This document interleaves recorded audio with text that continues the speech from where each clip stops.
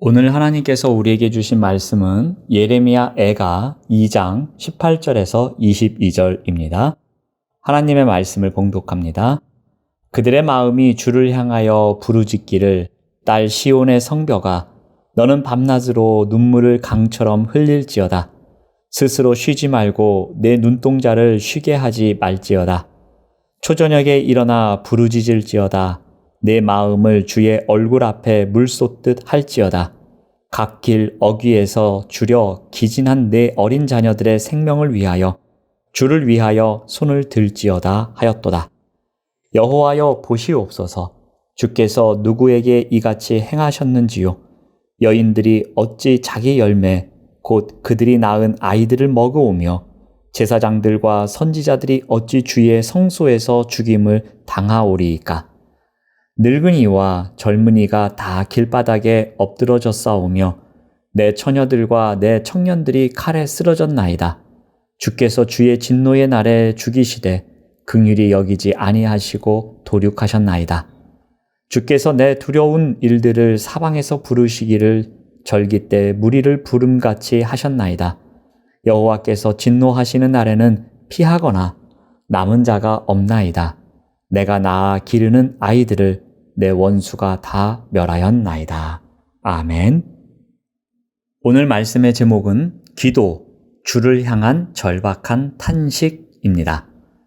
하나님의 심판이 임한 예루살렘의 현실은 매우 처참했습니다.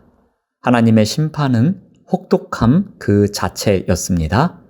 예레미야는 이러한 상황 가운데에서도 예루살렘을 향하여 기도할 것을 선포합니다. 그렇다면 심판의 때와 같이 극한의 어려움이 찾아왔을 때 어떻게 기도해야 할까요? 먼저 쉬지 말고 기도하라입니다. 우리 18절에서 19절 말씀을 보면은 그들의 마음이 주를 향하여 부르짖기를 딸 시온의 성벽아 너는 밤낮으로 눈물을 강처럼 흘릴지어다. 스스로 쉬지 말고 내 눈동자를 쉬게 하지 말지어다. 초저녁에 일어나 부르짖을지어다. 이미 심판이 임했습니다. 하지만 멈추지 말 것이 있습니다. 쉬지 말고 기도할 것을 당부합니다. 예루살렘의 백성이라면 누구나 다 여호와께 부르짖으라고 합니다. 주님을 향해 밤낮으로 쉬지 말고 부르짖을 것을 요청하고 있습니다. 예레미야는 강물의 이미지를 빌려와 눈물을 흘리며 주님께 쉬지 말고 기도할 것을 선포합니다. 눈물로 회개하고 돌이키는 기도 외에는 다른 방법이 없는 순간입니다. 아무것도 할 수 없을 때라도 기도는 할 수 있습니다. 그래서 쉬지 말고 기도할 것을 선포하고 있습니다. 여기 초저녁이 나옵니다. 초저녁에 일어나 잠자는 시간까지도 기도에 매진하라고 합니다.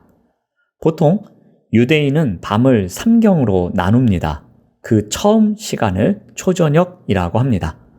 이때는 모두가 쉬고 잠잘 준비를 하는 시간입니다. 그런데 이러한 때에도 일어나 부르짖으라는 것입니다. 이것은 단순히 이 시간대만 기도하라는 의미가 아니라 거듭해서 반복해서 여호와께 나아가라는 의미입니다. 그러므로 심판의 때와 같이 극한의 어려움이 찾아왔을 때에 어떻게 기도해야 합니까? 심판의 주체이신 하나님께 쉬지 말고 기도해야 합니다. 다음으로 마음을 쏟아놓고 기도해야 합니다. 우리 2장 19절 말씀을 봅니다. 내 마음을 주의 얼굴 앞에 물 쏟듯 할지어다. 이것은 어떤 의미입니까? 얼음을 떠올려 보십시오. 얼음은 물의 성분이지만 고체입니다. 그래서 형체를 갖고 있습니다. 또한 아무 곳에나 옮길 수 없고 아무 그릇에나 담을 수 없습니다. 자기 모양을 고집하고 있기 때문입니다. 자, 그런데 이 얼음이 녹아내려서 물이 되면 어떻게 됩니까? 담긴 그릇에 따라 모양이 변합니다. 바로 이러한 원리입니다. 마음이 물과 같이 쏟아져 내리는 것은 하나님 앞에 자기를 부정하는 것입니다. 자신을 내려놓는 것입니다. 자신의 고집을 꺾는 것입니다. 마음이 온전히 하나님께 향하는 것을 이야기합니다. 주님이 무엇을 명령하시든지 그 뜻을 받아들일 준비가 되어 있음을 말하는 것입니다. 하나님의 뜻에 거스르는 모든 것을 기꺼이 버리기로 다짐한 것입니다. 여기에는 전적인 신뢰가 밑바탕에 깔려 있습니다. 다윗의 시편을 보면 이러한 것을 발견할 때가 있습니다. 다윗의 시편에 다윗이 하나님 앞에 가식 없이 나아갈 때가 있습니다. 다윗은 마음속 깊은 곳에 있는 것까지도 고백하며 하나님께 기도로 토로합니다. 그는 하나님의 징계를 받는 순간에도 하나님을 향한 신뢰를 놓지 않고 마음속에 있는 모든 것을 쏟아 붓습니다. 마치 물 쏟듯 합니다. 하나님의 뜻에 따를 것을 선포합니다. 자신의 아픔과 고통을 하나님과 나눕니다. 다윗은 어떤 상황에서도 하나님을 전적으로 신뢰하면서 자신의 마음을 쏟아 붓는 기도를 합니다. 그러므로 심판의 때와 같이 극한의 어려움이 찾아올 때에 우리는 어떻게 기도해야 합니까? 심판의 주체이신 하나님을 신뢰하며 나 중심에서 벗어나 마음을 온전히 하나님께로 향하는 기도를 드려야 합니다. 세 번째로 긍휼을 구하는 기도를 해야 합니다. 19절 말씀을 계속 봅니다. 주를 향하여 손을 들지어다 하였도다. 우리가 누군가를 향하여 손을 든다는 것은 무엇을 의미합니까? 이것은 항복을 뜻합니다. 자기는 아무런 힘이 없기에 도움이 절실하다는 의미이기도 합니다. 주를 향한 손을 든다는 것은 주님의 능력을 확신한다는 것이요, 주님의 응답을 믿는다는 행동입니다. 과거 유다 백성들은 어떠했습니까? 하나님 없이도 잘 살 수 있을 것이라고 생각했습니다.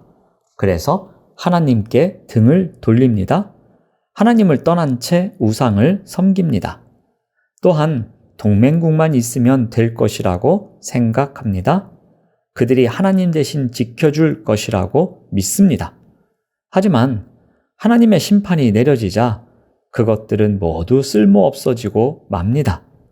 이제 유다 백성이 해야 할 한 가지는 하나님께 도움을 간청하는 것뿐입니다. 그래서 그들은 가난한 마음으로 두 손을 들어 하나님께 도움을 간구해야 했습니다. 어떻게 외칩니까? 20절하고 21절 말씀을 보면은 여호와여 보시옵소서, 여인들이 나오고요, 제사장들이 나오고 선지자들이 성소에서 죽임을 당하는 일이 나옵니다. 또 21절을 보면은 늙은이와 젊은이가 길바닥에 엎드러집니다. 처녀들과 청년들이 칼에 쓰러집니다. 이것이 왜 생겼는가 하면 주께서 주의 진노의 날에 죽이시되 긍휼히 여기지 아니하셨기 때문입니다. 그러므로 이들이 기도하는 가운데 해야 할 것은 주를 향하여 손을 듭니다. 주님의 능력, 절대적인 도움이 필요함을 말합니다. 그리고 그 도움의 궁극적인 것은 긍휼을 요청하고 있는 것입니다. 남녀노소 모두가 길거리에서 사륙을 당하고 심판을 받는데 이것은 너무나도 처참했습니다. 하나님의 긍휼의 모습이 전혀 느껴지지 않고 있습니다. 예루살렘이 무너질 때에 수많은 사람들이 굶어서 죽고 칼에 맞아 죽습니다. 그리고 거기에서 구사일생으로 살아남은 사람들은 바빌론으로 포로가 되어 끌려갑니다. 하나님의 긍휼이 보이지 않는 상황에서도 긍휼을 구하고 있는 것입니다.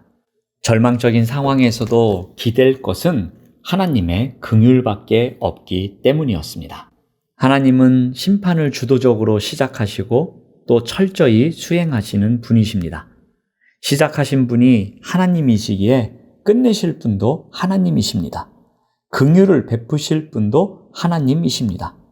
그러므로 심판의 때에 심판을 멈추어 달라고 기도하고 있습니다. 긍휼을 거두지 말아 달라고 기도하고 있습니다. 처참한 상황을 바라보며 낙심하지 말고 심판을 끝내실 권한을 가지신 하나님께 간절히 부르짖어야 합니다. 그러므로 심판의 때와 같이 극한의 어려움이 찾아왔을 때 어떻게 기도해야 합니까? 심판의 주체이신 하나님께 도움이 절실함을 호소하며 긍휼을 구하는 기도를 해야 합니다. 어떤 상황에서도 기도하는 것을 잊지 말아야 할 것입니다. 절망의 때에 할 일은 기도뿐입니다. 심판의 때에도 하나님은 기도를 들으시기 때문입니다. 상황은 처참할지라도 한 줄기 희망을 품을 수 있는 것, 그것이 바로 하나님을 향한 기도입니다. 그러므로 어떻게 기도해야 합니까? 쉬지 말고 기도해야 합니다. 하나님께 마음을 쏟아붓고 기도해야 합니다. 그리고 긍휼을 구하는 기도를 해야 할 것입니다. 이러한 기도를 통해서 오늘 하루를 살아가는 가운데에 우리에게 어려운 상황이 닥쳐올지라도 이겨내는 우리 모두가 되시기를 바랍니다. 기도하겠습니다. 하나님 감사합니다. 절망의 순간이 찾아올지라도 그 자리에서 해야 할 일이 기도임을 잊지 않도록 인도하여 주시옵소서.